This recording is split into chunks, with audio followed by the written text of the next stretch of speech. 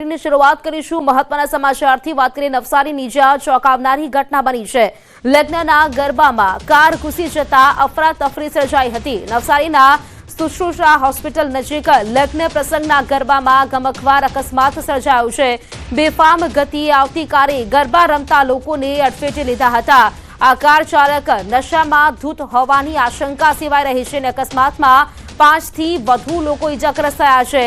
તમામ ઇજાગ્રસ્તોને તાત્કાલિક સારવાર માટે નવસારીની ખાનગી હોસ્પિટલમાં ખસેડવામાં આવ્યા છે। ઘટનાની જાણ થતાં પોલીસ પણ ઘટના સ્થળે પહોંચી આવી હતી। તો લગ્નના ગરબામાં કાર ઘૂસી જવાની આ ઘટના જાણકારી સાથે સંવાદદાતા ભાવિન જોડાઈ ગયા છે। ભાવિન, એક કાર ચાલક અકસ્માત સર્જ્યો છે, જાણકારી શું છે આ મામલે?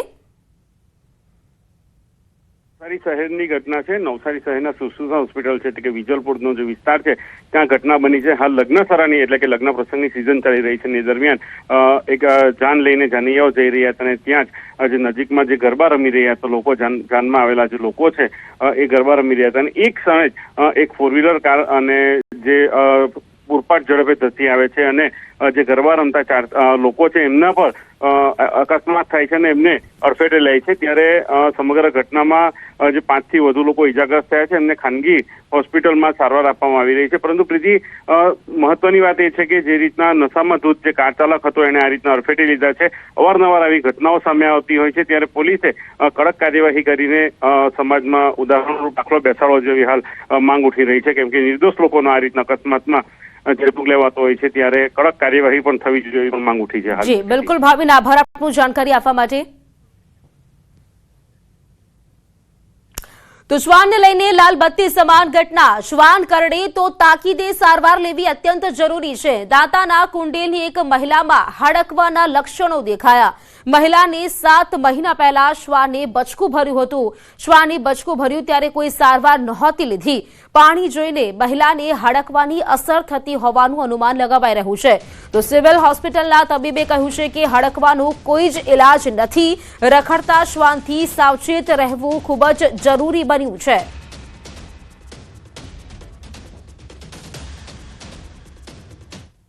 અને કૂતરું કરડ્યું હતું એ દરમિયાન એમણે ઇન્જેક્શન કૂતરું કરડ્યા બાદ એક વાર લીધું નથી કે કોઈને પણ બતાવ્યું નથી અને અચાનક જ એમને અત્યારે હડકવાનું લક્ષણો દેખાય છે।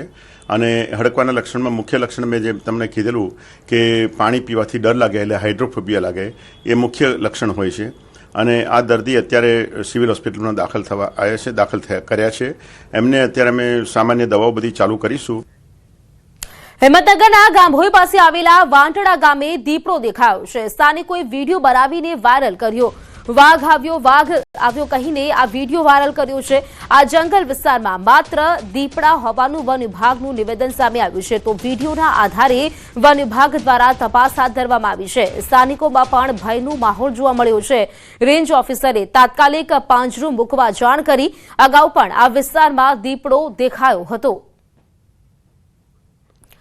તો આ ગામમાં દીપડાએ દેખા દીધી હોવાનું સામે આવ્યું છે। સ્થાનિકોએ તે મામલેનો જે વિડીયો છે તે બનાવીને વાયરલ કર્યો છે અને દીપડાએ દેખા દેતા સ્થાનિકોમાં ક્યાંક ભયનો માહોલ છે। જો કે હાલ તો વિસ્તારમાં પાંજરું મૂકવાની તજવીજ છે તે હાથ ધરાઈ છે।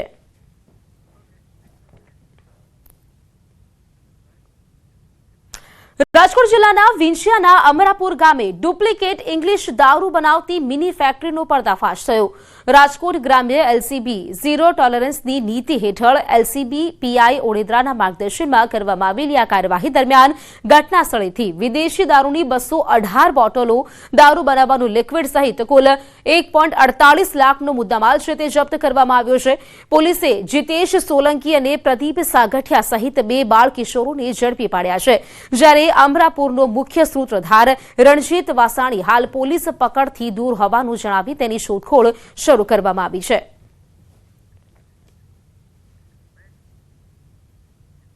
રાજકોટના હેમુ ગઢવી હોલમાં હું નથુરામ ગોડસે નાટક યોજાવાનું હતું, પરંતુ આ નાટક યોજાય તે પહેલા જ આ નાટકનો ઉગ્ર વિરોધ કરવામાં આવ્યો। શહેર કોંગ્રેસ પ્રમુખ સહિત કોંગ્રેસના કાર્યકરો સેટ પર પહોંચી ગયા અને નાટકમાં ઉપયોગમાં લેવાનાર વસ્તુઓની તોડફોડ કરવા લાગ્યા હતા। તેમજ સેટ પર રહેલા આર્ટિસ્ટો સાથે પણ ઝપાઝપી કરી હતી। કોંગ્રેસના કાર્યકરો હાથમાં પોસ્ટર સાથે સ્ટેજ ઉપર જ ધરણા પર બેસી ગયા હતા. કોંગ્રેસના કાર્યકરોનો વિરોધ વખરતા પોલીસ પણ દોડી આવી હતી અને વિરોધ કરી રહેલા કાર્યકરોની અટકાયત કરી હતી. આ સમયે પોલીસ અને વિરોધ કરી રહેલા લોકો વચ્ચે ધક્કામુક્કી પણ સર્જાઈ હતી. પોલીસે તમામ લોકોની ટીંગાટોળી કરી હતી. लोगों को ये बताना चाहिए कि गांधी जी ने किस तरह से लड़ाई की, अंग्रेजों से लड़े. ये नाटक होने चाहिए, बजाय इसके कि कोर्ट से गांधी जी को गोली मार रहा है. गांधी को कहीं ना कहीं नीचा दिखाने के लिए आरएसएस और भाजपा के द्वारा नथुराम गोडसे का यहाँ पर नाटक हो रहा है गांधी जी को छोटा दिखाने के लिए. નથુરામનું છે ને આ કલા છે, આર્ટ છે, સિમ્પલ, બીજું કંઈ જ નથી. એના પાછળનું કંઈ એવો કોઈનો મોટિવ નથી, કોઈ પોલિટિકલ એજન્ડા નથી, કંઈ જ નથી. સિમ્પલ આ ઇતિહાસ છે જે દર્શાવી રહ્યા હતા. वजह है आर्ट थी और नथुराम जी सिर्फ नथुराम जो है गोडसे वो बता रहे हैं कि मुझे मरना पड़ेगा क्योंकि मैंने गांधी जी को मारा है. इसमें दिखाया है कि नथुराम भी गांधी जी का कितना उनको रिस्पेक्ट करते थे. इसमें ये नहीं बता रहे कि गांधी जी क्या कितना कुछ मतलब हम भी बहुत ज़्यादा रिस्पेक्ट करते हैं गांधी जी को.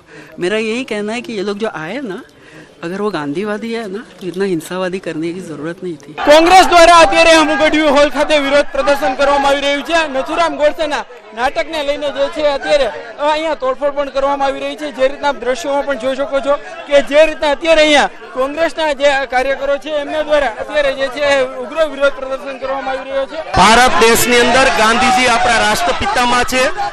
ક્યાંક ગોડસેને મોટો કરવાનું કામ આ નાટક કંપની કરી રહી છે, જેને પાછલા દરવાજાથી ભારતીય જનતા પાર્ટી સપોર્ટ આપે છે. ગાંધીજી રાષ્ટ્રપિતામાં છે અને ગોડસે છે એ આતંકવાદી છે. ગાંધીજીના વિરુદ્ધમાં કોઈ કામ કરતું હોય તો અત્યારની યુવા પેઢી તોડફોડ નહીં પણ જે કંઈ કરવું પડતું હશે એ કરશે. કોંગ્રેસ છે તે ઉગ્ર વિરોધ કરી રહી છે. સૌથી મહત્વની વાત કરવામાં આવે તો અત્યારે કોંગ્રેસ છે તે અત્યારે જે છે એમના દ્વારા તોડફોડ કરવામાં આવી હતી. ઉગ્ર વિરોધ છે તે અત્યારે થઈ રહ્યો છે. હાર્દિક જોશી, ન્યૂઝ 18 ગુજરાતી, રાજકોટ. પંચમહાલના શહેરાની હાઈસ્કૂલમાં શિક્ષિકાને થપ્પડ મારવાના કેસમાં હવે શૈક્ષિક મહાસંઘ પંચમહાલ મેદાને આવ્યું છે. અખિલ ભારતીય શૈક્ષિક મહાસંઘે શિક્ષિકા સાથે કરાયેલા વર્તનને નિંદનીય ગણાવ્યું. કલેક્ટર, જિલ્લા પોલીસ વડા અને જિલ્લા શિક્ષણાધિકારીને આવેદનપત્ર આપ્યું છે. શાળામાં ફરજ બજાવતી મહિલા શિક્ષિકાઓમાં ભયનો માહોલ ઉભો થયો છે. તેને દૂર કરવા જવાબદારો સામે કડક કાર્યવાહીની માંગ કરી છે. શહેરાની એસ.જે. દવે હાઈસ્કૂલના ધોરણ 12માં અભ્યાસ કરતા વિદ્યાર્થીએ શિક્ષિકાને થપ્પડ મારીને ધક્કો માર્યો હતો. આ સમગ્ર ઘટનાના સીસીટીવી પણ સામે આવ્યા હતા. બાદમાં કેટલાક શખ્સોએ શાળામાં આવી શિક્ષિકાને ધમકી પણ આપી હતી. તો કલેક્ટર અને જિલ્લા પોલીસ વડાને આવેદનપત્ર આપવામાં આવ્યું છે. એક વિદ્યાર્થી દ્વારા શિક્ષિકાને થપ્પડ મારવામાં આવી હતી, જેના સીસીટીવી ફૂટેજ પણ સામે આવ્યા હતા. અને ત્યારબાદ અત્યારે વાત કરીએ તો આ જે જિલ્લા કલેક્ટરને આવેદનપત્ર આપવામાં આવ્યું છે, અહીં વાત કરીએ તો એક વિદ્યાર્થી દ્વારા શિક્ષિકાને થપ્પડ મારવામાં આવી હતી, તેના સીસીટીવી ફૂટેજ પણ સામે આવ્યા હતા. બજાવતા મહિલા શિક્ષિકાને વિદ્યાર્થીએ લાફો મારી આ ઘટના સમગ્ર શિક્ષણ જગત માટે તેમજ માતૃશક્તિ માટે લાંછનરૂપ બની છે. ભારતીય સંસ્કૃતિ અને પરંપરાનો ખરેખર ખૂબ જ અપમાન થયું છે. ગુજરાત અને ગુરુની ગરિમાને લાંછનરૂપ આ પ્રવૃત્તિ સામે, આ કાર્ય સામે તાત્કાલિક ધોરણે તપાસ કરવામાં આવે અને યોગ્ય કાર્યવાહી કરવામાં આવે. આવા તત્વો ઉપર કાયદેસરની કાર્યવાહી થાય, કડકમાં કડક કાર્યવાહી થાય અને એમને એક ગુજરાતની અંદર દાખલો બેસે કે ફરીથી કોઈ પણ આવા અસામાજિક તત્વો છે એ કોઈ પણ જગ્યાએ, કોઈ પણ શાળાની અંદર આવું કૃત્ય ના કરી શકે. કેમ કે શાળામાં શિક્ષકો છે એ રાષ્ટ્ર નિર્માણનું કાર્ય કરતા હોય છે, સમાજ ઘડતરનું કાર્ય કરતા હોય છે અને એમની ઉપર જો આવી રીતે અસામાજિક તત્વો દ્વારા હુમલો કરવામાં આવે તો શિક્ષકોનું મોરલ તૂટી શકે છે. મારા ક્લાસમાં એક વિદ્યાર્થી મોડો આવતા મેં એને ઊંચા અવાજે એટલું કીધું કે કેમ મોડો આવ્યો છે, અને એમાં જવાબમાં એણે મને એક થપ્પડ મારી દીધી છે અને પછી ધક્કો મારીને ત્યાંથી નીકળી ગયો છે. ફરીથી વાલી અને બીજા 15-20 ઇસમોને લઈને આવી મને ધમકી આપેલ છે.